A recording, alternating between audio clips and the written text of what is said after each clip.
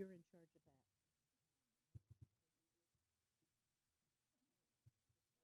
that. Turn your phone off.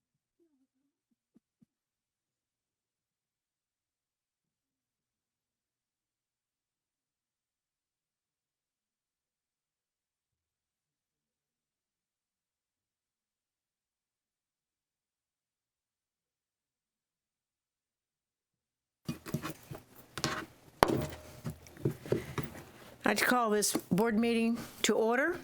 Today is October 1, 2019, a very special day to me. My daughter was born on this day. Is this Janine's birthday? It is. Happy birthday, Janine. And in the audience, we have Nathan. Would you? And it was October 1 is a very, very good day. Our former board member, Lee Byron, it's her birthday as well. So all those October 1 and Jimmy Carter. So just want to give a shout out to all those happy birthday. I was born 4 minutes after midnight. Oh, were you? That's true. So, but we'll celebrate your birthday for tomorrow. So Shirley's birthday is October 2nd. 29 years ago. 29 years ago. So I'd just like to take this opportunity to welcome you all to this board meeting on October 1st. If you wish to speak during the hearing of citizens, please pick up a card in the back of the room, fill it out completely, and hand it in to Kathy Tompkins, and she'll bring that up to me, and at the appropriate time, I'll call you forward for 3 minutes to speak on any topic that you choose. But first, let's stand and salute the flag under the direction of Sarasota Military Academy and Colonel Ben Wise in charge.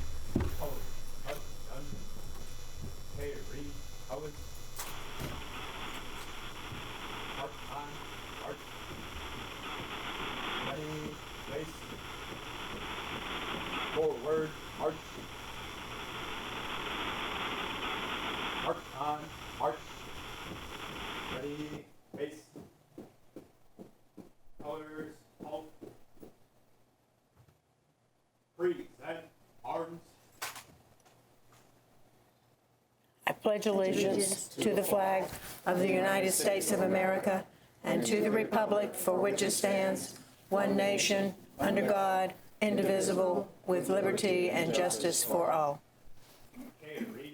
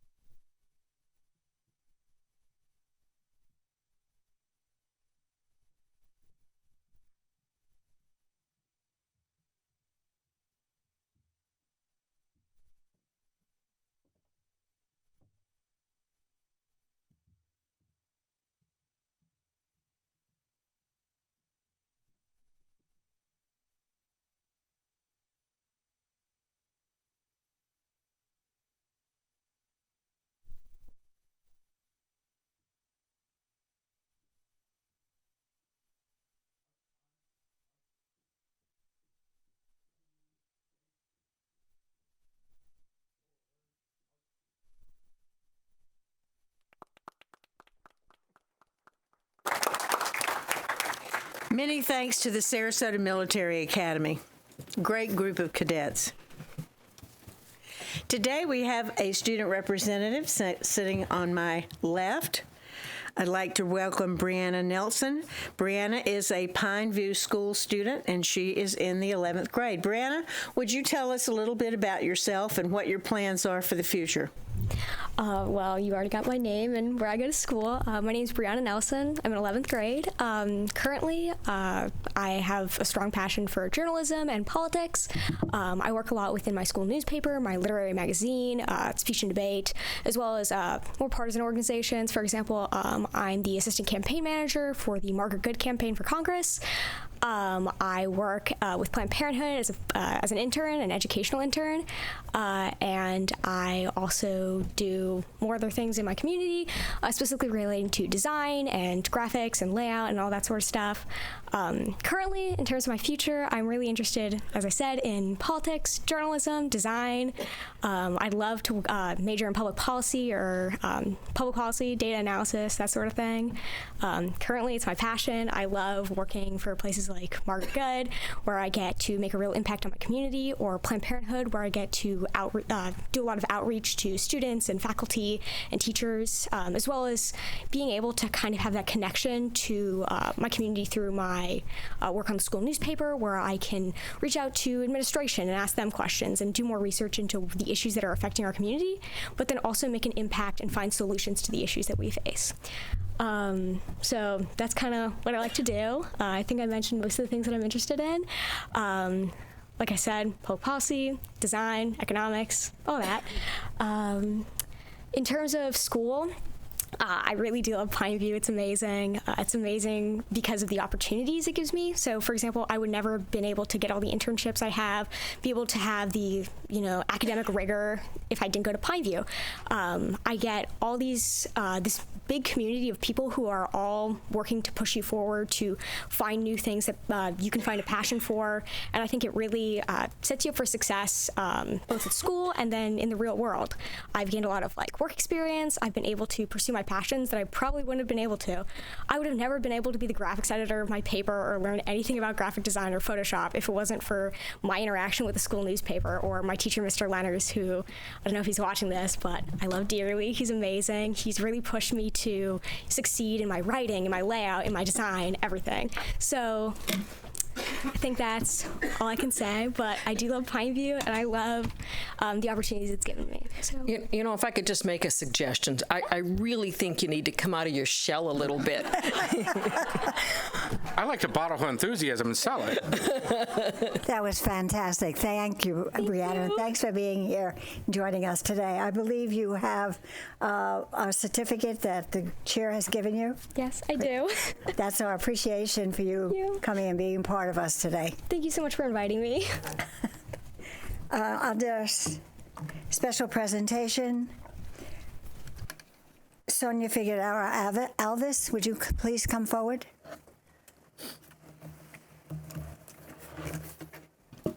I'd just like to say that Mrs. Ziegler is not with us tonight, but she is here on the phone.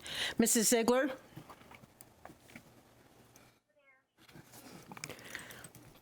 Hello.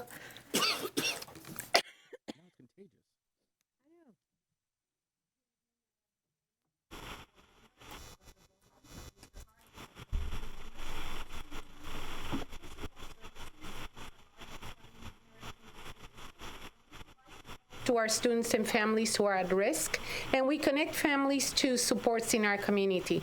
So this evening, I have two proclamation and also a resolution.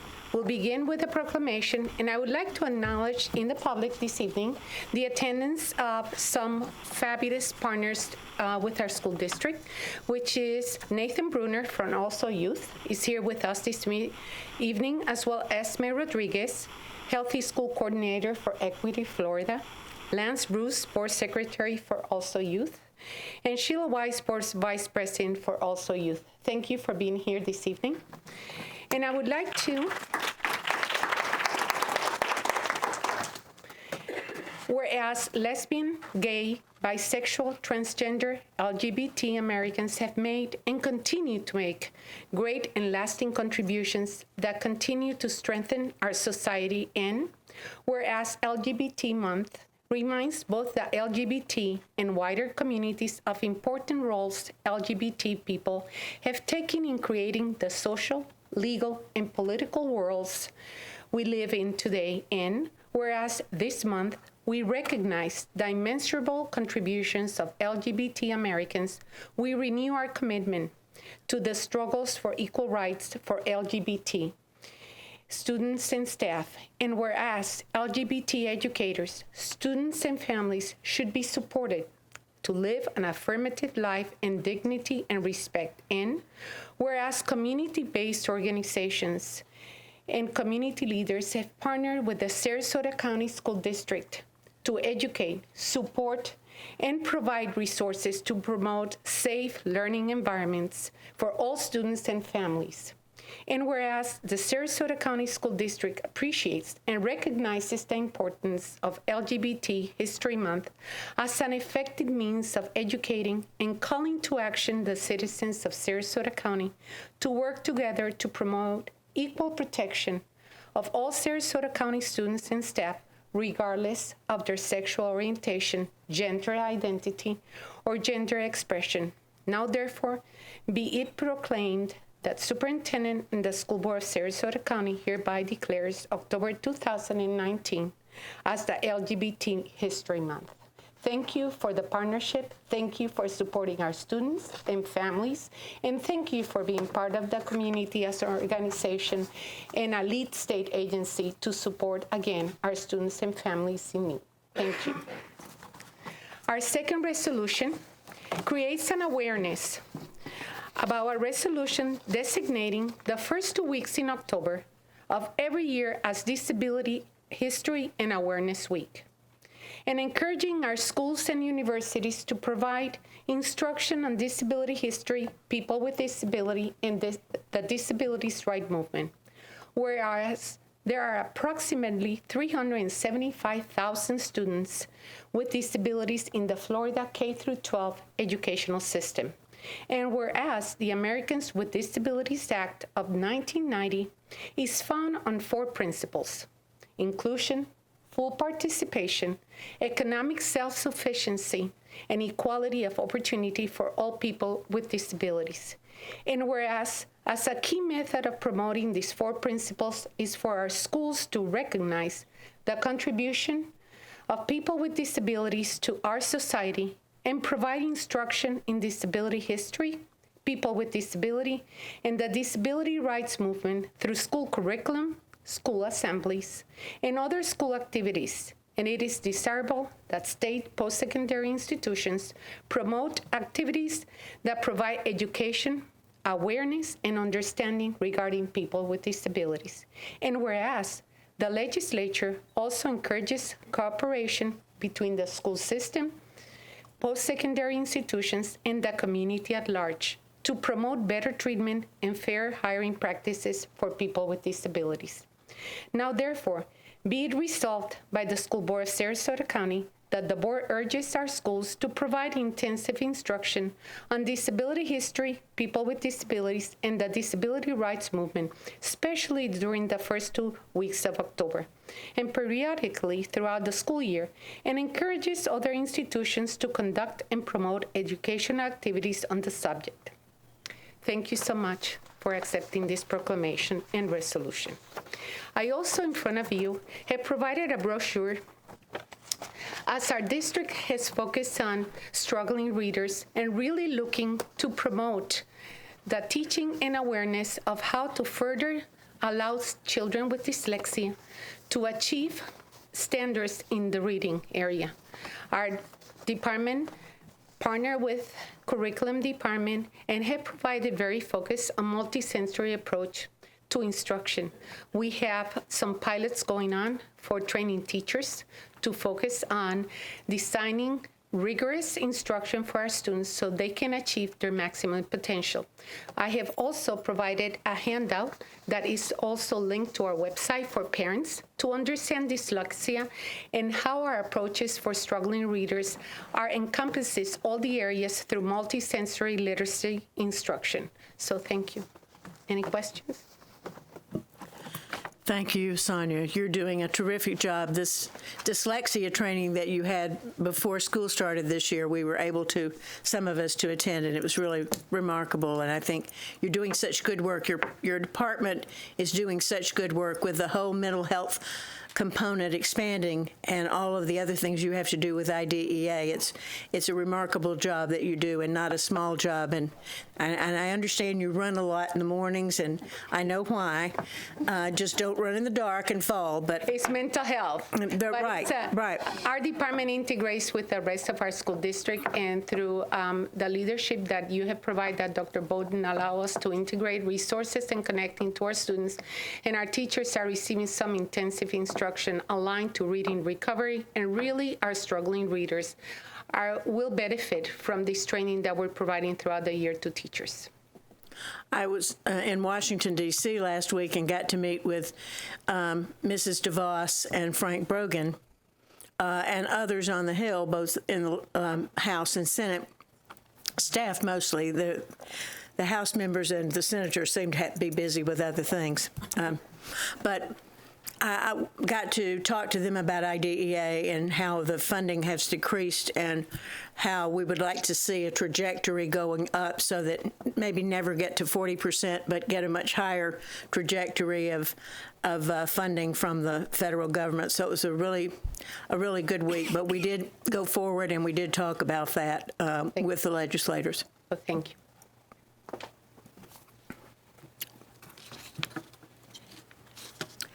Mrs. Brown.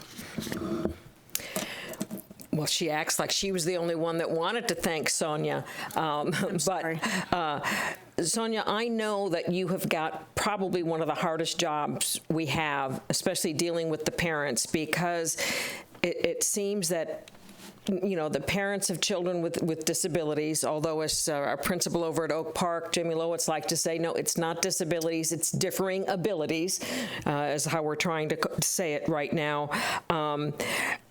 Always have high expectations, and the children of LGBT, they bring other problems, and they often are the most picked on kids in our schools, and their parents are always looking to someone to fix all of this, and it always falls on your shoulders. And I really, really appreciate the hard work that you do for this.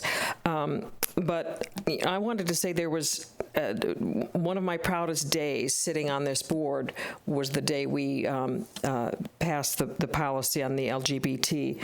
And Superintendent Bowden, you said that you wanted to send a strong message out to the community that all LGBTQ students have a safe place in this district.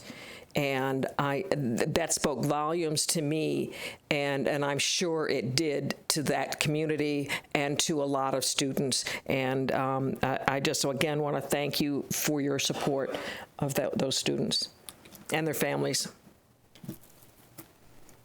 Mrs. Zucker. This is the thank you, Sonia night. We don't take the time to celebrate enough all that you do for this district. When I looked at the organizational chart today, as right before I came here, I was amazed to see the amount of people that you are responsible for and the programs, the span of control that you have over this whole district. You're involved in every single school. I mean, your people are. It's just amazing when you look at that organizational chart and you see that responsibility. I am so happy that we are able to put a director position under you, and I think you need more than that. We spent time in 2006 and 7 during the recession of cutting our budgets, and we cut your people support services and HR too much. And I'm glad that we are taking the time right now to try and shore up those places where we were forced to make those severe cuts. And I thank you for everything that you do. And I'm glad that by the time you retire, I won't be here. Because whoever is going to take your shoes, fill your shoes, is going to be a difficult job. Thank you very much, Sonia, for everything. And especially the guidelines for LGBTQ. I think that's a great thing that you put in place, Dr. Bowden, with help from Sonia and her group. So thank you all for everything that you do for our students. And I would just like to add to that, the LGBTQ issue and our experience now with some training that we've done of our faculty and staff in our schools has gone a long way, but we can go further. And there is a council of committee, if you will, of school board members across the state of Florida.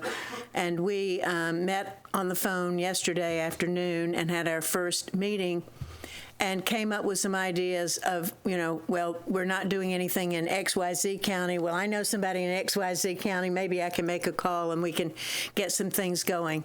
So, we're committed to working for the good and safety of our students, and this is such an important and meaningful issue to me. And in December at our FSBA conference, we'll have 2 work groups that will meet to break down sessions on LGBT, and those will be done primarily by school board members because we thought it would be much more effective having those sessions run by school board members. And Dr. Bowden, I think, is on a committee of superintendents as well. So we've just started work. We probably have around 20 or 27 of the 67 counties that are in the process of doing things, and Equality Florida has done a great deal of work, and Nathan Brimmer is no longer with Also. We're sad about that, but we know we'll be seeing him for other opportunities, and wish you all the very best. But we really, I think, have moved the needle a bit in this district, and we're so proud of that. So thank you all. Next up, we have to talk about our school lunch program, our national school lunch program, Sarah Dan. And Sarah is the this year new Director of Food and Nutrition, and she's doing such an excellent job of leading food and nutrition and the cafeterias in all of our schools and the garden program and other things. So thank you, Sarah, for all you're doing. Thank you. We look forward to hearing from you. Madam Chairman, fellow board members, Dr. Bowden, Mr. Hardy, and distinguished guests and school board employees, I'd like to share with you the National School Lunch Week official proclamation. Whereas the National School Lunch Program has served our nation for more than 70 years through advanced practices and nutrition education, and whereas the National School Lunch Program is dedicated to the health and well-being of our nation's children, and whereas the National School Lunch Program has been joined through the years by many excellent child feeding programs, there is evidence of continued need for nutrition education and awareness of the value of school nutrition programs.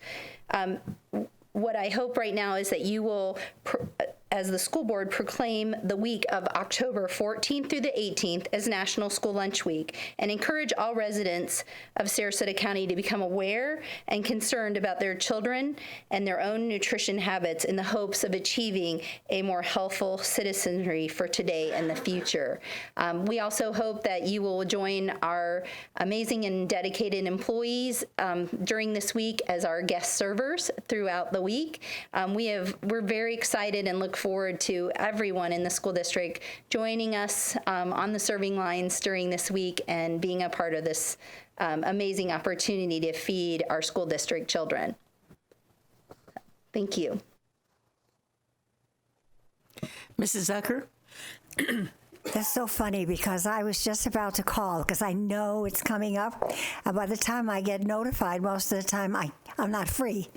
So it's in the back of my head and I know it was coming. So I'm so glad you came. And today we had an email also attached with a list that I'll send to you today because I so enjoy talking to the staff while we're working the lines and giving them a break.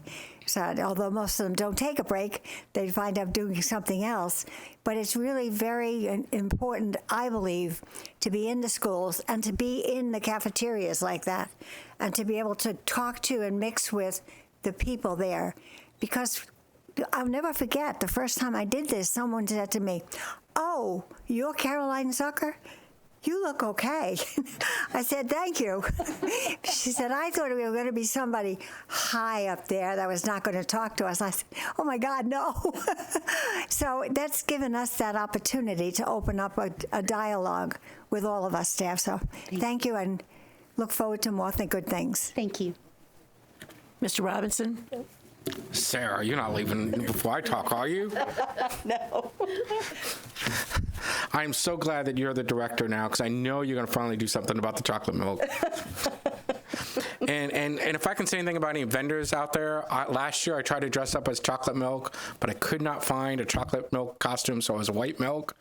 So if anybody out there knows where I can get a costume for a chocolate milk costume, please do that. Now I was a tomato one year, and I strongly suggest board members dress up as a tomato because the one good thing about being a tomatoes, they don't throw tomatoes at you. So that's a helping thing. I'm sure none of the other board members have to worry about the kids throwing tomatoes at them, but when you're Eric Robinson, I guess you do. So it is great being out being in the cafeteria and serving, but you got to be. you got to be careful because, one time I ended up with an odd number of meatballs at the bottom, and I was chastised. I mean, they are run an efficient shop, and she was adamant that I had given somebody too many meatballs, and I said, well, isn't there a chance I shorted somebody for a meatball? And she looked at me and she said, you've never shorted a meatball in your life, have you? And so she got me. So I think I probably overdid it too. But it is great doing the lunches. I really do enjoy, like Ms. Zucker, interacting with the staff. That's the best part of the day, is interacting. They are such hard workers. They have to push out so many meals in such a short period of time. It's rather an incredible sight to see.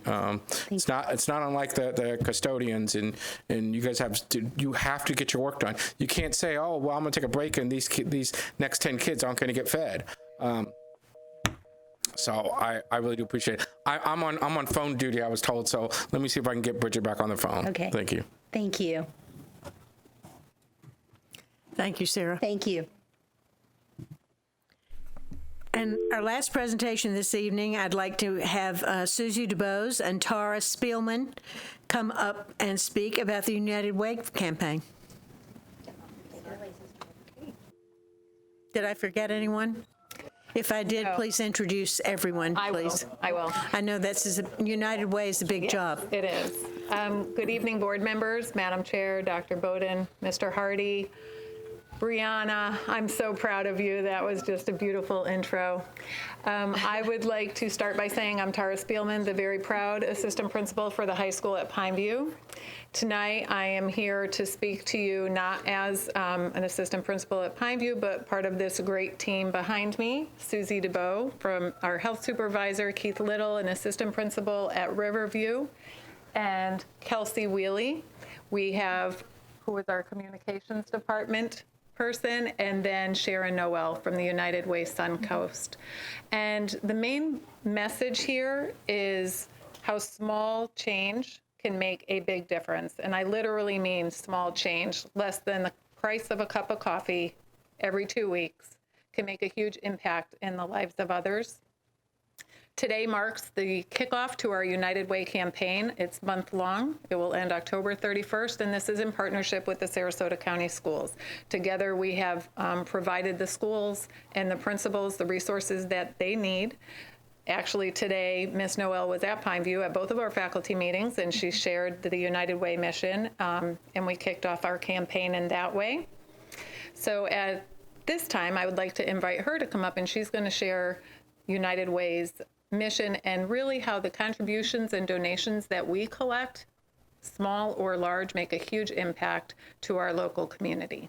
So I would like to welcome Sharon. Thank you. You're welcome. How do I get these neat slides up there? Thank you, Brandon. Thank you. Okay. You can introduce yourself. Okay. Just take it away. Good evening. Thank you for having me. My name is Sharon Noel, and I am here very proudly representing the United Way Suncoast. It's a 5-county United Way, and I'm also here representing United Way South County. And I think I can speak on both United Way's behalf and just thank you so much for all of your support. I've only been with the United Way a little over a year, but I know that this is a partnership that's gone back for years. Sarasota County Schools and the work sites have been a top generous workplace in Sarasota County for many years. So if I wasn't going to say anything else, the thank you is the big reason that I'm here. So as you know, today is our kickoff, and I'm super excited. I'm trying to contain myself and act normal because I get very, excited. You're probably aware that United Way's work is driven by data. So based on that data, here in our community, we are fighting for education and financial stability. We want, like you, our students to graduate from high school, and we want our adults to be financially stable, able to support themselves and their families. No slides yet. No, they were up. Oh, okay, here we go. All right. These are real people. That's why I want to show you. These are real people, not like stock photos. As you've heard, change cannot happen alone. So this is a team sport. we work with other nonprofits, we work with corporations, partners like yourselves, volunteers, community leaders, and that is how we make change, because change cannot happen alone. It really takes a number of people and organizations. We invest donor dollars into programs and partnerships and services in order to do exactly what I said, to fight for individuals' financial stability and fight for early literacy for our students. So thanks to your support, these are just some of the programs that we're able to fund and support. So we have many things. Suncoast Campaign for Grade Level Reading. We have our VITA program, which is a free tax assistance program. 211 Suncoast, which is a 24-hour hotline for health and human services. Mission United, which is a program that has expanded from Tampa. It's a wonderful coalition of organizations to help military veterans transition from active duty to civilian life. Just yesterday, we had a grand opening for the Earl and Mary Watts After School Program, which is a quality after-school program at Janie's Gardens apartment in North Sarasota. Dr. Bowden, thank you for attending the grand opening. I am super excited. This is a partnership with USF. They're going to provide wonderful tutoring and homework help and career, social and character development, and I expect that we will see more of those sites in the future. Some other partnerships and agencies that we work with in the community that you might not be aware of: the Boys and Girls Club, Children First, the Early Learning Coalition, the Florida Center for Early Childhood, Salvation Army, Red Cross, Safe Place and Rape Crisis Center, Big Brothers Big Sisters, Easter Seals, Child Protection Center, Senior Friendships, Jewish Family and Children Services, and that's just to name a few.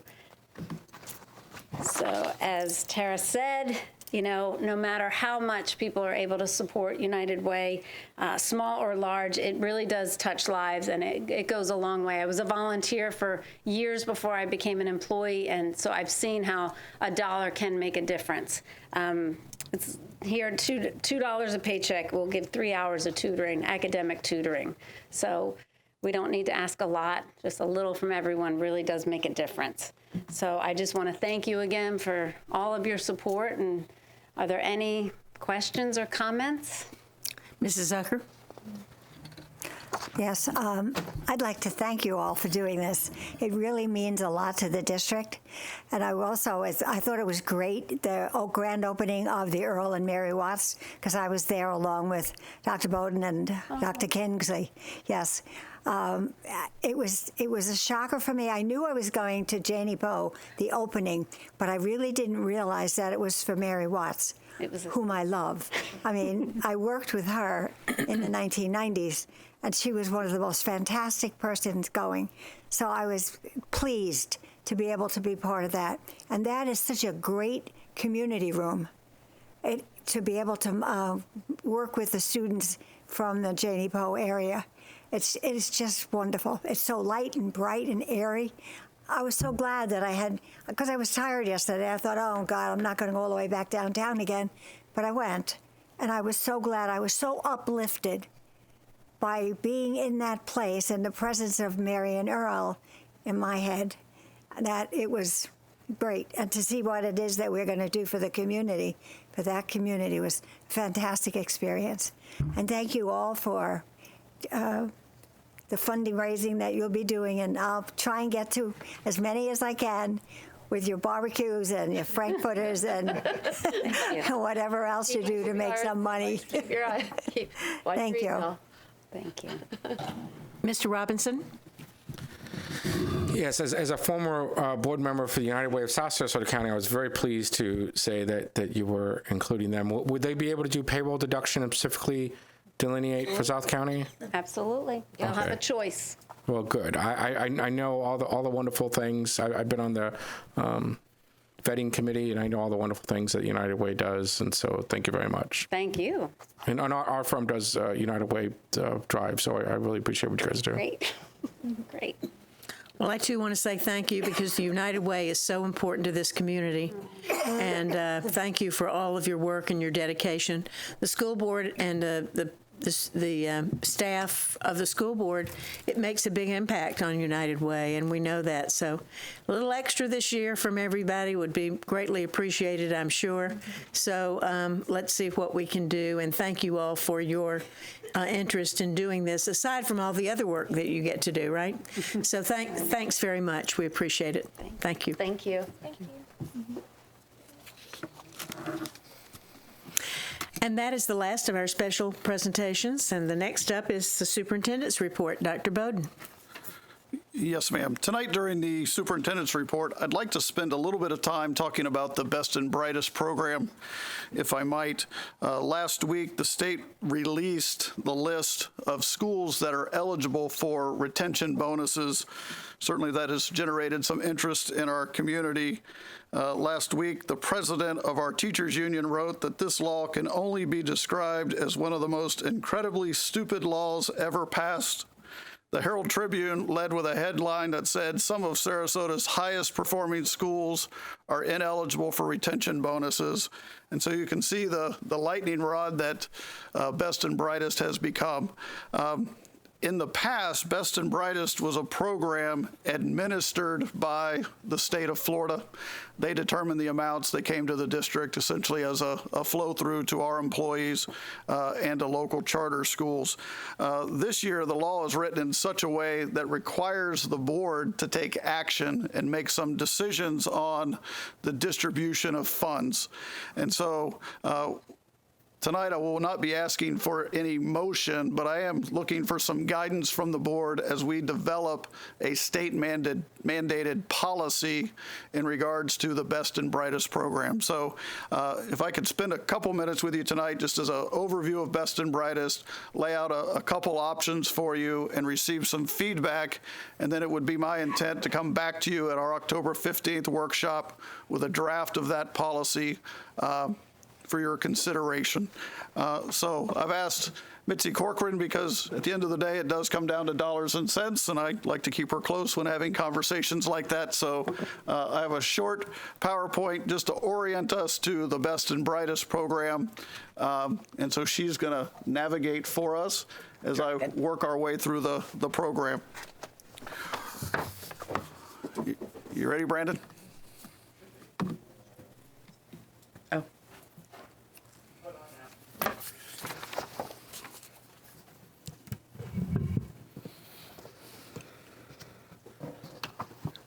All right, so the Best and Brightest program has evolved over the last several years. Probably the most contentious component of it, which was a requirement that teachers have an SAT or ACT score that scores them at the 80th percentile or above, has been removed. The program is now used as a means to recruit, retain, and recognize. And so as we go through, we'll go back to, I guess, the new 3 R's. I guess it used to be writing, arithmetic, and reading. Now it is retain, recruit, and recognize. And each of those has a legal definition that we'll spend some time talking about, as well as a principal award, which comes out of our Best and Brightest dollars. Best and Brightest dollars are allocated to school districts based on our proportionate share of FTE.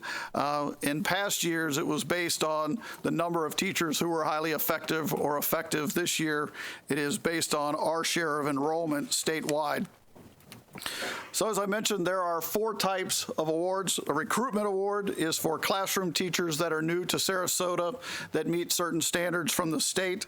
Retention award is for classroom teachers at select schools. And I will tell you that's probably the most contentious part of the current law is it does have schools that are eligible for retention bonuses and schools that are ineligible for retention bonuses. And I do have a list of those schools for you later on. Recognition is kind of the catch-all.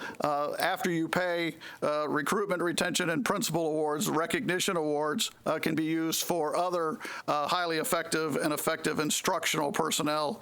And as I mentioned before, there is a principal award for principals at certain schools who meet a very specific criteria. Like previous Best and Brightest programs, they use the term classroom teacher, and I think it's important that we have a definition of a classroom teacher because now that we have a list of schools that are eligible for retention bonuses, that does not mean that every instructional personnel on that campus is eligible for the retention award. It is just classroom teachers, and the definition of a classroom teacher is staff members assigned to the professional activity of instructing students in courses in classroom situations, including basic instruction, exceptional student education, career education, and adult education. And the best definition for that is an instructor is described as a teacher with a class role. They have students that they are delivering direct instruction to. The broader definition is instructional personnel. And so we use terms in this district like instructional personnel. We refer to classified personnel and administrative personnel. The broad definition of instructional personnel is instructional personnel includes student personnel services, including counselors, social workers, career specialists, school psychologists, as well as librarians, media specialists, primary and learning resource teachers, that would be our reading recovery teachers, instructional trainers, and adjunct educators and educational paraprofessionals. So you'll see the state uses a much broader definition of instructional personnel. The next slide just contains a little more detailed information in regards to the recruitment award, and this is where the board has great flexibility. The law uses the term up to $4,000. In regards to the recruitment for classroom teachers in specific areas to include math, science, computer science, reading, and civics. The retention awards are very specific. They are the amounts of $2,500 for highly effective, $1,000 for effective, and those are for teachers who essentially have been at their school for 2 years, which would be last year, and returning this year. And schools must be improved an average of 3 percentage points or more from the prior 3 years. And so you'll hear me talk about schools that are eligible for retention awards and those schools that are ineligible. If you've not seen that list, I will present it to you later, but you'll be surprised at some of the schools that are ineligible for retention bonuses because, as the Herald Tribune correctly described, they are some of our highest performing schools in our district. What happens is when you reach those upper levels of performance, it makes it difficult to improve by 3 percentage points over a timeline of 3 years. The recognition award is where I'll be seeking some guidance from you this evening because there are several options. Actually, there are probably infinite options. I've narrowed it down to some things, but we can get creative and do some things there under recognition. Recognition is for the instructional personnel under the definition I shared with you previously, and that is money not expended under Best and Brightest for recruitment, retention, and the principal award. The last category is the principal award here in Sarasota County. We have 11 principals who have qualified for the $5,000 bonus. There's really no action required of the board. That's contained in statute. So each of those 11 principals will be receiving $5,000 awards, and it does come out of our Best and Brightest allocation. So as I promised, a list of eligible schools and ineligible schools. And I guess the thing that jumps out at you, first of all, is the fact that there are more schools defined as ineligible than those that are eligible. And so as you go down through there, the state Department of Education interpreted very broadly Florida statute and provided to us a list of eligible schools. And so that 3 percentage gain was something that was determined by the state. That could be over a 1, 2, or 3 year timeline, but that is described in statute and interpreted by Department of Ed. But as you go down those lists, teachers at the eligible school sites that are highly effective will be receiving $2,500 bonuses under Best and Brightest and $1,000 for effective teachers at those eligible school sites if they were at that site last year and have returned this year. Teachers at the ineligible school sites would be eligible for recognition awards, and that's the discussion I'd like to have with you now, if I might. As I mentioned, we are required to adopt a policy. The law states that board adopts a policy that provides guidance actually to school principals in the awarding of these bonuses. Very clearly, the retention awards and the principal awards are contained in statute, but the flexibility that the board has and the guidance that principals require is in regards to the recruitment and the recognition awards. So let's get down to dollars and cents. As a district, we were awarded $4.4 million. We received guidance from the state that we are to distribute from those funds to charter schools.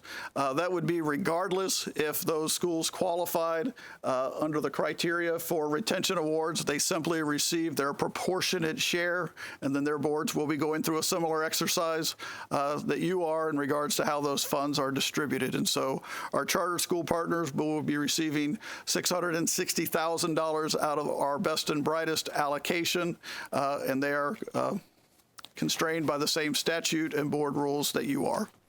The remaining funds that we have as a district is a little bit north of $3.7 million. Okay, so keep that number in mind.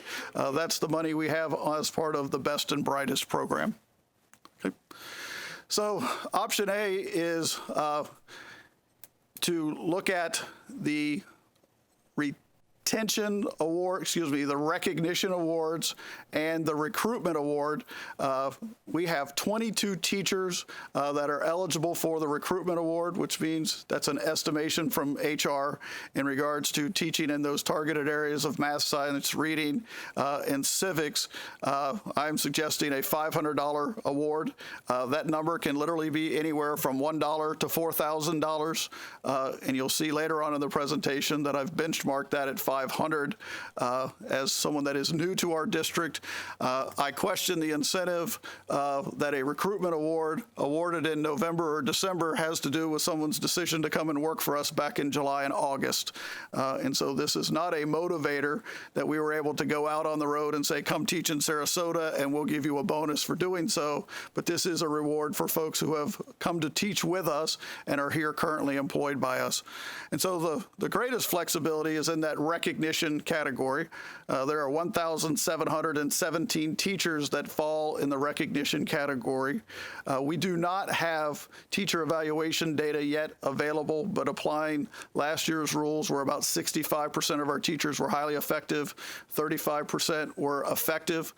We certainly hope that that goes north and that a higher percentage of our teachers are highly effective. We do have meetings scheduled this week with SCTA as part of the collective bargaining process to look at the teacher evaluation system. There may be some tweaks to the way we do teacher evaluation that could be applied retroactively to the 18-19 school year in regards to cut sizes and different things. So we look forward. That's a very positive development in regards to a group from SCTA and a group of our professional staff. We'll be sitting down kind of away from the tenor of collective bargaining and looking at this issue, and we'll be bringing recommendations back to the collective bargaining teams as a whole. But we've applied the rule of 65-35 in regards to that. So here on option A, you will see that we have pegged that at an equal amount of $835, and that brings our allocation in. And this option would have us simply using our state allocation for Best and Brightest and making the recognition award and not differentiating the recognition award based on highly effective and effective. When you look at these numbers as an aside, when we talk about bonuses, the state authorizes the deduction of the employer portion of payroll taxes. We have not done that. We have awarded the $2,500, and so actually the award per teacher is a little bit north of $2,500 because there's a 8.4% tax, and we're not deducting that from the teacher's portion. We have, as we spend out Best and Brightest, we've said the award is $2,500 and the taxes are above and beyond that. There are other districts, and in prior years we followed the guidance of the state and we deducted both the employee and the employer portion of those taxes from the award, so they weren't actually, I would say, as published. We're proposing this year to distribute them at face value, $2,500 and $1,835 for the recognition award. Questions under option A? This option would have us expend within our allocation for Best and Brightest. Yes, sir. I guess, sir, you're talking to me. Just option A, to ask the question. So under the recruitment, those 22 who meet the criteria and those in the 197 are new teachers who don't meet the required criteria. That's why it's a zero? Yes, sir. That's correct. Okay, and so for recognition, for retention, there's a differentiation between effective and highly effective, which makes sense. It's contained in statute, yes, sir. Right, not, and you can call me Eric, you can call me sir, I was enlisted. But for recognition, you said that you had kept them the same. Can you expand upon the thought process of that? Well, my thought process is that is your option as a board. Option B would have us differentiate at the 75% rule, where you had highly effective teachers receiving an amount different than effective teachers. I was just trying to understand what the rationale was that you had to keep them the same, so I can understand it. Well, it's just an option. It's not a recommendation, but this option had them equal because the amount falls beneath the $1,000 that an effective teacher would receive under the retention award. And so it's almost adding insult to injury. If you were to drop that amount, we played with the numbers. It comes in about $650, $900 if you separated them under that 75% rule. The 75% rule does not apply to bonuses. It does apply to across-the-board raises, where an effective teacher can only receive 75% of the raise of a highly effective teacher. Okay. Mrs. Brown. I'm glad that we've taken the step to give them the net dollar amount, because there is that lawsuit that's out there, and I think it will really say something to our teachers in all of this. But right now we're just talking about a policy. All of this, regardless of what we choose, it'll still have to be approved by the union, correct, in negotiations? So that's a point of some debate around the state. Clearly, as a board, you have purview over policy. You're providing guidance to principals. When it comes to the retention awards, those are contained in statute. There's really nothing to negotiate. When you look at a recruitment award, because it can be anywhere from $1 to $4,000, certainly the union will have to have an opportunity to weigh in on where they want that to fall in that spectrum. The conversation that we're having in regards to recognition dollars, because there is flexibility, yes, the union will have to be involved, but we'll need to develop proposals for their consideration. And what about the other principals at the other schools? There really is no provision in law. They do meet the definition. They could receive an award under the recognition. They meet the definition of instructional personnel. Because those dollars are limited, I'm not recommending to you to expend any dollars under the Best and Brightest program for administrators other than those required by law. So those 11 principals. You could. It's an allowable expenditure to compensate other instructional personnel, which would include APs and principals, but that's not my recommendation. Thank you. Yes, sir. One. This is more of a Mitzi question. I understand the logic of, I don't necessarily agree with it, but I'll go along with the group, of us eating their employee portion of the Social Security Medicare, the 7.52. Typically, that's not tax deductible. People pay federal tax on their Social Security Medicare. Will they end up getting in the W-2? The W-2 will be so if you're a highly effective teacher at an eligible school, they'll have an additional $2,500 of compensation. But the box 3, let's just assume that all they got paid was $2,500. Mm-hmm. What will box 3 say? $2,500? I don't know what box 3 is. Box 3 is Social Security wages? Yes. Yes, these are. That would say $2,500. Yes. And so when the employee will pay their proportionate share of Social Security taxes, the district will pay their share from the Best and Brightest funds. The district's not eating the employer portion. The employer portion. Okay, but yeah. so they're not going to get 20. So their net will be, they're going to pay their employee portion of the Social Security Medicare. They're going to pay Social Security. They're going to pay Medicare. Okay. I misunderstood what you had said earlier. Then that's obviously, and then we're going to pay the employer portion of Social Security. Yes. Just like anything else. Okay. Correct. I'm sorry. Obviously, in past years, we deducted it. So actually, when you say what showed up in box 3 was an amount less than $2,500, because the state said, we're sending you $800 or $1,200. And we said, well, if you're only sending me $1,200, who's paying the employer tax? And the guidance we got from DOE was, well, take it out. And so even though we advertised $1,200 awards for highly effective staff, it ended up to $1,100 something because we took our taxes out first. before making the employee award. It's the subject of a statewide lawsuit, but we followed the guidance from DOE. Okay, thank you. All right, so option B, if you go back to the conversation that Mr. Robinson and I were having, is you could differentiate the recognition award to all eligible instructors based on highly effective and effective. And so in option A, we had those amounts set at equal amounts. We're not getting it. Really?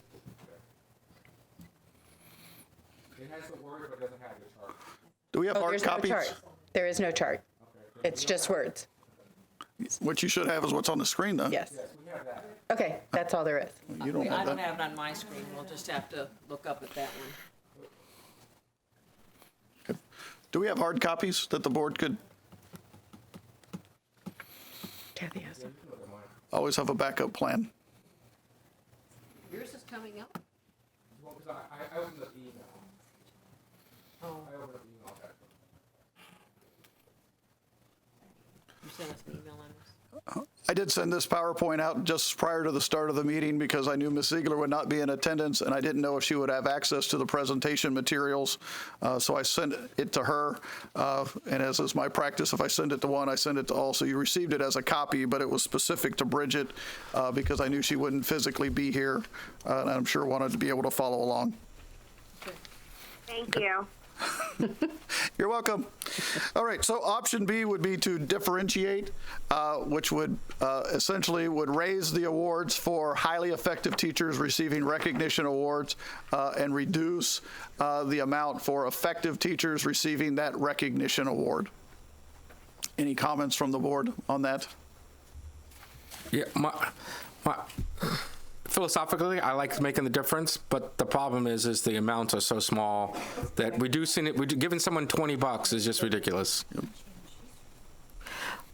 Well, what were those amounts you were looking at? Like you were saying, like $9.15 and $6.85. $9.15 and $6.85. $9.15 and $6.85. Thank you.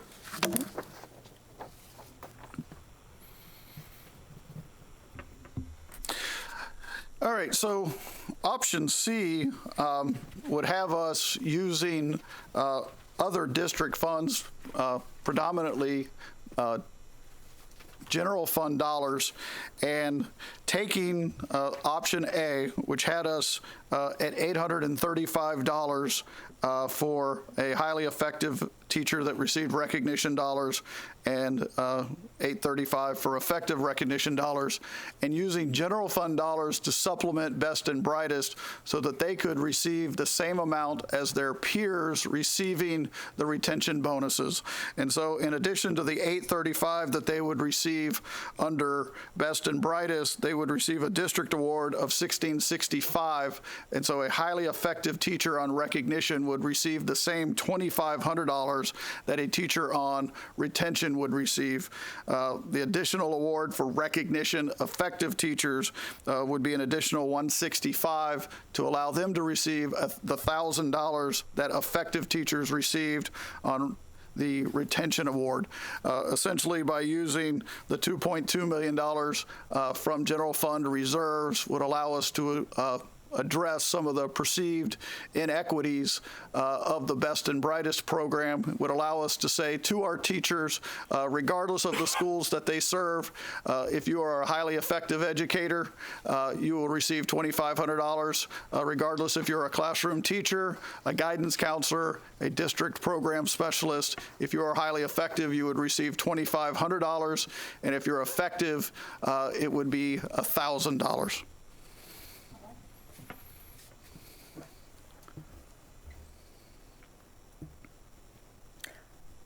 Okay, you're queuing. Excuse me, Mr. Robinson. So I believe I know the answer to this, but I'm going to ask anyways. If somebody's in their recognition, if somebody was in retention, they also don't get their. No, sir. They don't get the double dip. That's correct. And so, really, if you're an effective teacher, the only difference is $165. And so if you look at, I'll use the example of Venice High School as a school that's on the eligible list. A highly effective teacher at that site would receive $2,500 under the Best and Brightest program. A highly effective teacher at Pineview School right down the road, because they didn't make the list, that highly effective teacher would receive $835. So I began my comments with some of the criticism of the program. It's hard to argue, although I don't use that particular language. It is hard to argue with the criticism that two teachers who performed at an equal level because they were situated at different schools under an arbitrary standard implemented by state law are receiving dramatically different amounts. And I think as a board, we have the ability to do something about that. Mrs. Zucker. I like it.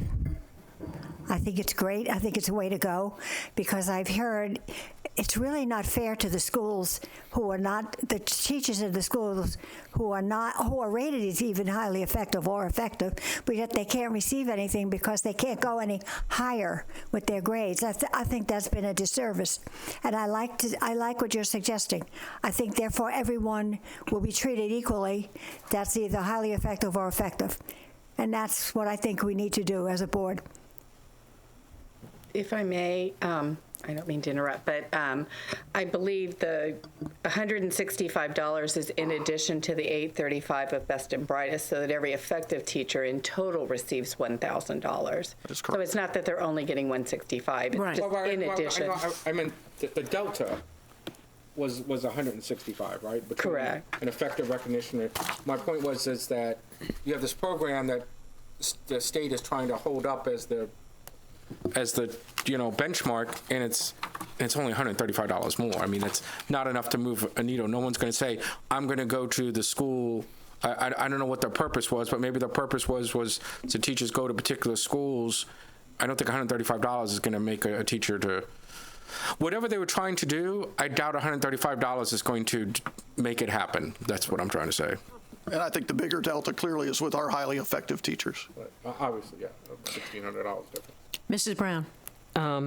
So I want to make sure I understand this correctly. They would be getting, the option A would be $835 from the Best and Brightest for both of them. What we would do with option C is add this from our general revenue. So we would get the $835 plus the $1,660, the $2,500. So we would give all teachers that were highly effective at all of our schools $2,500, and we'd give all teachers that were effective the $1,000, with $2.2 million coming from the general revenue. Where does that put our fund balance? And then also, what about our other employees that aren't teachers? We've got another page of that. Next slide. Well, There is a line on this slide that we haven't talked about yet, and we did differentiate between our new teachers, those that had certain certifications. So you'll see that I'm also proposing that from general fund that we compensate our new teachers outside of the targeted certification areas, those 197 teachers that are new to Sarasota, with a flat $500 to put them on par with those that receive recruitment awards under Best and Brightest. Madam Chair. Bridget? Thank you. Sorry, and I apologize for doing this by phone, so bear with me. Todd, or Dr. Can you Gooden, put that by the microphone by her? I can't hear it. Just a minute, Bridget. As far as it related to recruitment, and I think you addressed this earlier on, and I agree. I think the intent of this bill that has become fully distorted in an administrative burden. It was all about recruiting and retaining high-quality educators. But my question is, because we're paying in arrears the $500 recruitment bonus, is the law written as it currently is? Do we have to pay a recruitment-based bonus at all? Like you said, $1 all the way up to, I believe it was 4,000. And we're upon hires. Was this a discussion that was brought forward in the recruitment process in general for these new hires? All right, so hold me accountable to make sure I answer all of your questions, but let's work our way through it. We are obligated by law to provide a recruitment bonus from our Best and Brightest funds to those 22 teachers that came to us in those areas of certification. That award could be up to $4,000, but we are obligated to provide them something from Best and Brightest. Your other question is, no, these amounts were not discussed as we recruited teachers. We did not say, come teach with us, we'll give you $1 or we'll give you $4,000. So they did not serve as an incentive in any way to attract someone to Sarasota. Did I answer your questions? Okay. Yes, you did. And I just have one more follow-up, and then I'll put myself back on mute. So, but in option C, if I think I hear this right, as you illustrate the recruitment again to make them on par with their fellow colleagues who were new hires, that total amount is in the area of about $106,700, and then Best and Brightest funds are an additional $11,900. I just wanted to point that out because I think you brought up a very good point that it wasn't I don't want to sift anyone out of money, but I think because we're paying them in arrears, it's not doing exactly what I think the intended purpose was of you're coming to this district because we're going to pay that extra bonus or they're eligible for it. So as we just look at the amount of dollars we're putting out or that's being proposed from general fund dollars, and that was my next question is, where is that $2.2 million coming from? What are we looking at offsetting the cost to if option C were to be something we all move forward with? And so, if I could, I'd like to put off the conversation about where the funds come from, but certainly I will not close without having that conversation. But currently, as a district, we do not conform to board policy. The board policy has a minimum of 7.5%, which receives a considerable amount of time and attention. That policy also contains a ceiling of 10%, and we are well in excess of the 10%. So to answer your question very directly is by doing bonuses, it allows us to spend down the reserve, but it does not obligate us for future years and does not deter us from delivering a balanced budget in March of 2020 that we've all set our sights on. Okay, thank you very much. Mrs. Zucker. That's what I wanted to talk about. We have a 7.5, but we have the ceiling as 12 something now? 10. We're at 12 right now. Yes, ma'am. We have that in our fund balance, 12%. Correct. So you're out of compliance because you have too much money in the fund balance. So you have to spend down 2% of the fund balance in order to be in compliance with district policy. Very rarely does staff get scolded for maintaining reserves in excess of the ceiling, but under the letter of the policy, we are not conforming to board policy. I know. That's why if you're asking now whether, what will the percentage be left in the fund balance after you make all these adjustments? You want to talk about the total adjustments? Total. I'd like to get through the other employees.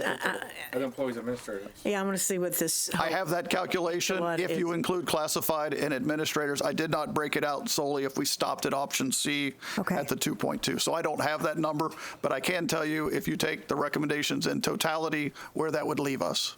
Where will it leave us? It will leave us north of 10%. Under the current policy at 9.75 under the legacy policy. Thank you. Okay. So I think someone asked the question, what about the other employees? As you look at the definition of instructional personnel, you will see in other districts in the state of Florida that their paraprofessionals, their teachers' aides do meet the definition of instructional personnel, and they will be using Best and Brightest dollars to compensate their classified personnel. Obviously, those dollars are very scarce. We were not able to compensate all of our instructors equally, so we did not propose to use any best and brightest dollars to compensate classified staff, although they do meet the definition of instructional personnel. The issue that we run into in the state of Florida is the statute is very specific. It says under those recognition awards that instructional personnel may receive awards if they are rated highly effective and effective. Not all of our classified employees receive evaluations on an annual basis, and not all of our employees receive highly effective and effective. The great majority of our classified do not receive that designation, which ultimately makes them ineligible for an award under Best and Brightest. And so my recommendation to you is to benchmark off of the $1,000 for an effective instructor, to do $1,000 for our returning staff. We've always used the definition of they worked for us a half a year plus 1 day. If you wanted to do $1,000, certainly you could adjust those numbers. And then the new hires, the 500, also would be benchmarked at the instructional level.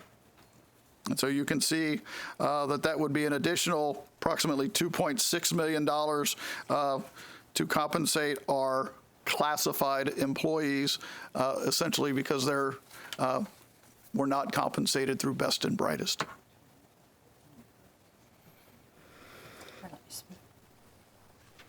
Mrs. Zucker. Sorry, I have to wait. Now you made me forget what I was going to ask. I'm happy with this because I worry about our classified. I worry about our instructional, but they're taken care of. We always make sure of that. But our classified people are not. They make very low. Their salaries are very low.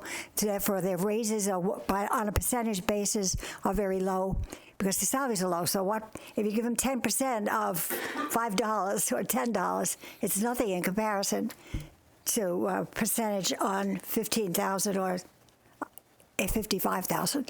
So I'm glad to see that you're including our classified people in this.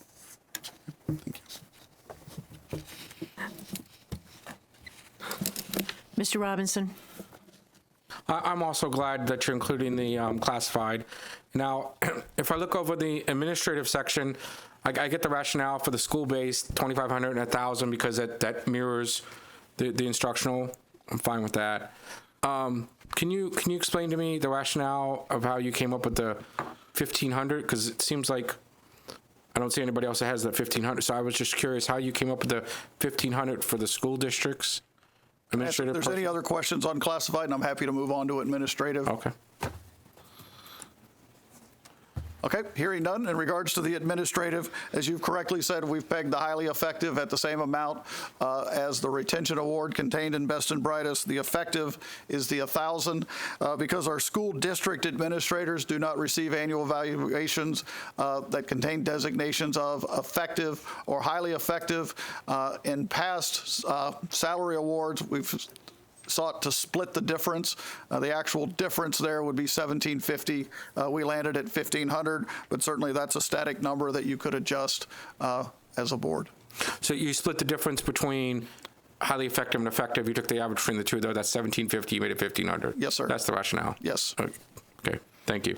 And you'll see that the new hires, we kept consistent regardless of classification, be they administrative, instructional, or classified at $500.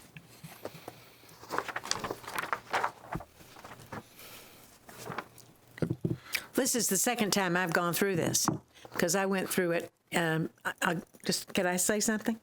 I always get to be the traffic director, but anytime I want to speak up, I always have trouble with anybody letting me speak. I did go over this with Leonard Dietzen on Friday at our meeting, and this I think kind of nails it pretty well for us. So I like what I see. Mrs. Brown? Well, I was going to ask you what exactly is our ending fund balance, but I had my budget under the desk and I pulled it out. And so we've got $76 million in the fund balance, correct? So we're going to be taking 5.3 out for this if we go ahead with this plan.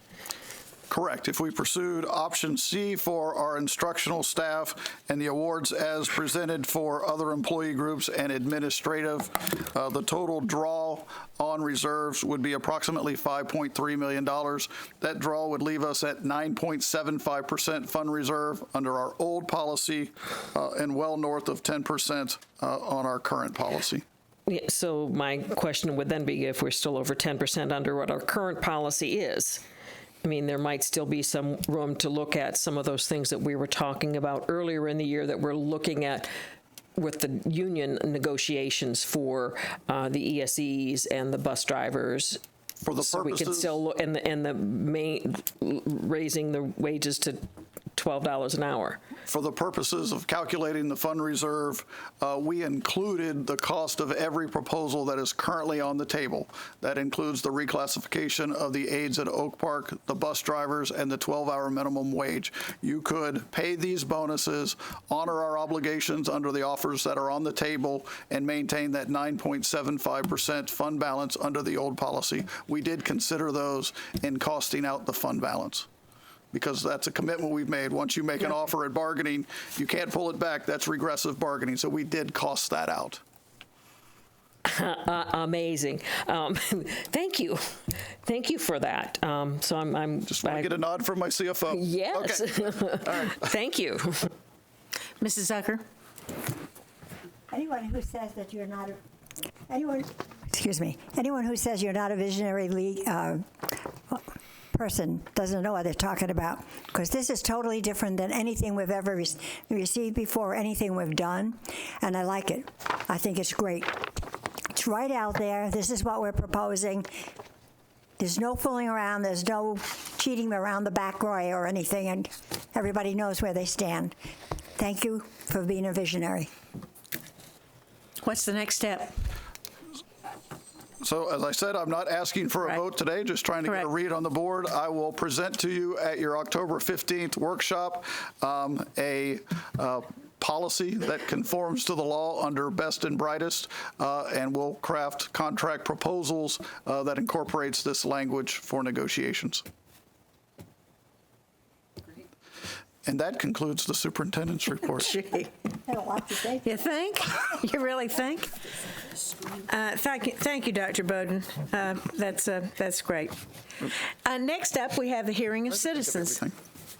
And we have two cards. The first one is Jennifer DeRozier's, and Jennifer's from Northport.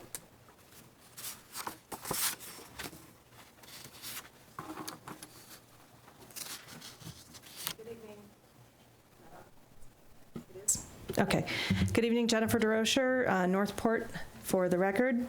On September 26th, I received a call from my son asking me to look at a group of at the group chat messages. 39 messages awaited me from my family about my 14-year-old daughter being detained at school for being upset about being shown a video depicting, among other things, intentional self-injury.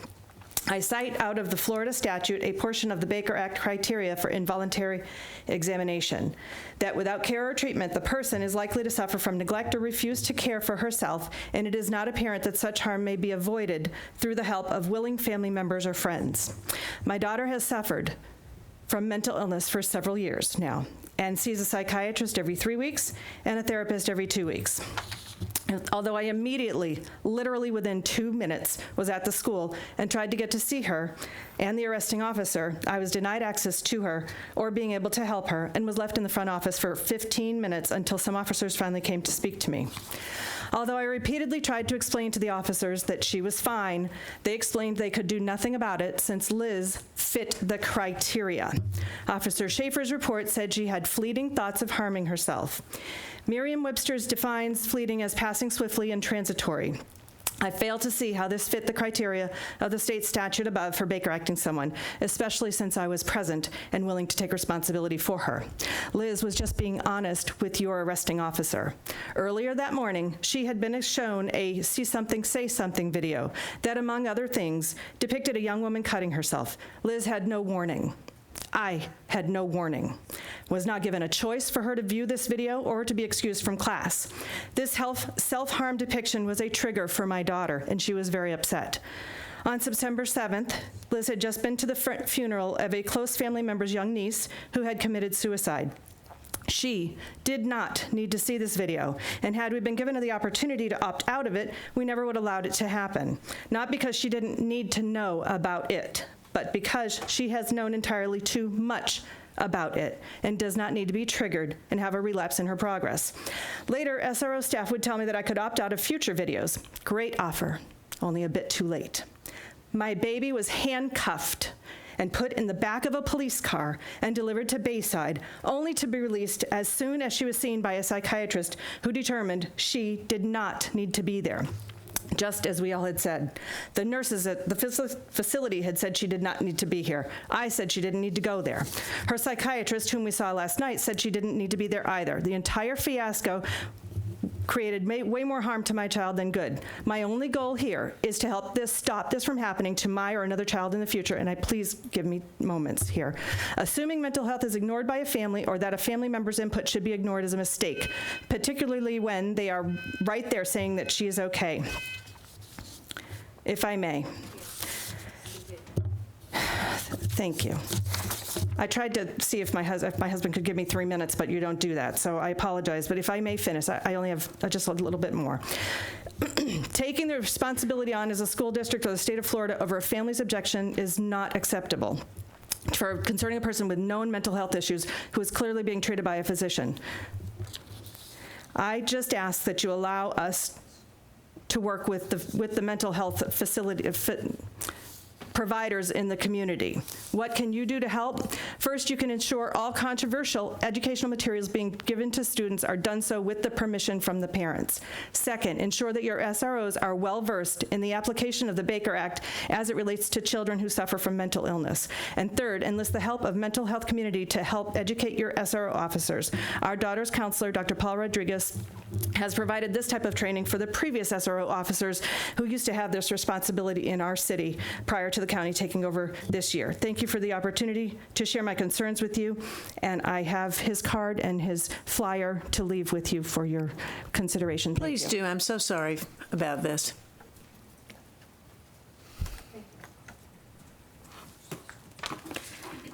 Next up, we have Wilson Pava from Sarasota.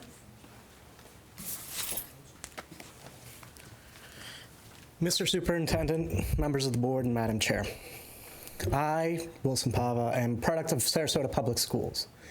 I went to Gulfgate, Sarah Middle, and Riverview. I graduated in the class of 2015, and I went away for college. Throughout my time here, I was always proud of what this board did. Throughout my time here, I knew that you guys would back students up, that you guys would back teachers up, that you guys would focus on the point of education, that our children get ahead in life.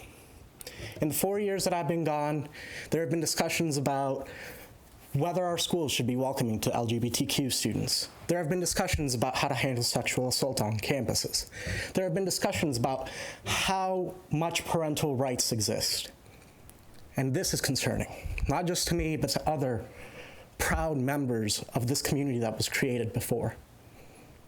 I ask you that you remember why you're here, for students, to make them have the tools that they need to go out and succeed in life. Give them the tools, give them the support, and remember, you are not here for parents. You are not here for partisan political reasons. You're here for students. And in the 4 years that I've been gone, some members of this board and the board altogether seem to have forgotten that mission, that fundamental mission, which should underlie every single action taken by every single one of you. And so I come to you with concern. And I come to you early enough so that you can recenter yourselves and remember that students come first, not partisan political PACs to give you money to get on in those chairs where you are. Not the parents who are going to vote for you, but the students who are the backbone of the Sarasota County Schools. Thank you. Thank you. And that ends the hearing of citizens. Dr. Bowden, do we have any additions or corrections to the agenda? To the consent agenda, excuse me. Yes, ma'am. Item 8, the approval of the instructional classified personnel report. An addendum was added after the agenda was published. Thank you. May I have a motion? I move that the consent agenda be approved as amended. Second. We have a motion and a second. We are going to vote verbally. Mr. Robinson? Aye. Mrs. Ziegler? Aye. Mrs. Brown? Aye. Aye. What's your name? Aye. Mrs. Zucker? Aye. And I vote aye. Motion carries 5-0. Next, we have 2 items in new business. May I have a motion on the first item? I move that the school board approve the new job description for Director of Exceptional Student Education as Second. presented. Any discussion? We do have a new org chart for this that I think we all received, correct, Dr. Bowden? Yes. That is correct. Okay. And I just wanted to thank you for sending that over in short notice. I saw Sonia sent it at 5 a.m., so I appreciate it. So must have been before her run. It was before she went running in the dark. Any other comments or discussion? Well, Then, Mrs. Zucker? I think it's about time that we made this change and we raised the level of this employee for this position. Because we, as I said earlier, we have cut pupil support services and we've cut HR to the bone, and I'd like to see us at least increasing our staff. I'm assuming that the person who gets into this job will leave it. No, there's a person in there already, so we're not going to have any new people. Sorry, I'm having a nice conversation with myself. Any other discussion? Please vote. Mrs. Brown? Yes. Mrs. Zucker? Yes. Mr. Robinson? Yes, ma'am. Mrs.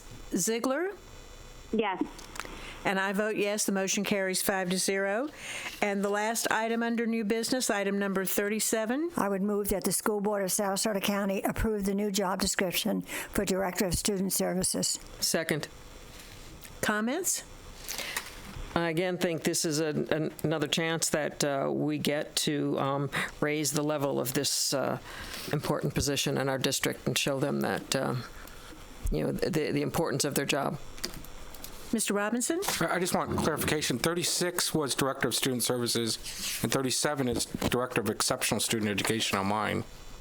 That is correct. 2 different positions within the Department of Pupil Support Services. Right. In the motion, The top one was the exceptional student, and the bottom was Director of Student Services. Not on mine. Mine, the 36 is Director of Student Services. 37 is Director of Exceptional Students. Mine is just the opposite. Yeah, so is mine. Okay. Well, as long as we did the other one, then I'm fine with it. I'm just showing you what. Getting along. Okay.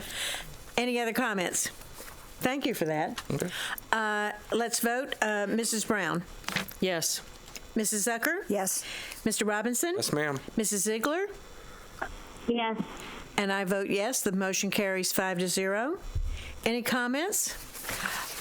Yeah, I do believe, I see what Mr. Robinson is saying. It's the number 36 says approval of job description for the Exceptional Student Education Director and Director of Student Services.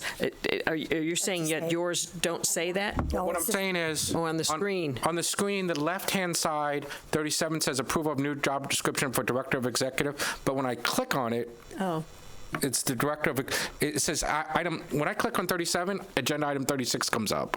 Oh, well, I don't know. It doesn't matter. All right, we got to vote. Fix that. Yeah, it doesn't matter. As long as we prove both of them, that's all I care. Okay. Any other announcements? The next monthly work session is Tuesday, October the 15th. The time will be determined. And our next regular board meeting is Tuesday, October the 15th at 3 o'clock. Mrs. Zucker. I would really like to thank the superintendent for negotiating the what it is that we would normally do in closed session of negotiating at the dais here. There's nothing like clarity and put it all out there, and that's exactly what you did. No one should have anything to say about how you're managing this budget. Thank you very much. Mrs. Brown? Well, I too would like to compliment it. I think it's important that we put it out there today. I mean, you've pulled it all together so that we have it, the teachers can start talking about it, and that, you know, we will get some feedback before we have it at our workshop, where we'll have more in-depth discussion on it. And so we'll have a chance for, you know, teachers and others to give us input on what they see. And I'm sure Ryan McKinnon is here, and he will put it all out in the paper, and the other papers will put the information out there so that our staff will see what it is. They can give us some information. But the reason we are doing this separately, and we do it, is because the statute says this is a policy that we have to set, and this is what we're doing, is coming up with the policy on how we spend the monies that came down for Best and Brightest. That is correct. Thank you. Yes, that is correct. And I, too, want to compliment the superintendent that we got our money, last Wednesday, and this all kind of bubbled up Thursday and Friday. I was at a meeting with Leonard Dietzen on Friday, and it was supposed to be to talk about one thing, and we ended up talking about this most of the time. So, yeah, I think you and Mitzi have done a great job. Thank you, Mitzi, for a great job as usual. And don't forget Denise. There's a teacher evaluation component. She was I was going to say, and the other people, yes, other staff, please. Thank you, Denise. Thank you, Tracy, and all the other folks that are here. Good job, Jody. Good job, Jody. I always like to say good job, Jody. And Chris, you made it look easy. But I think that's it. Can I say we're done? We're adjourned.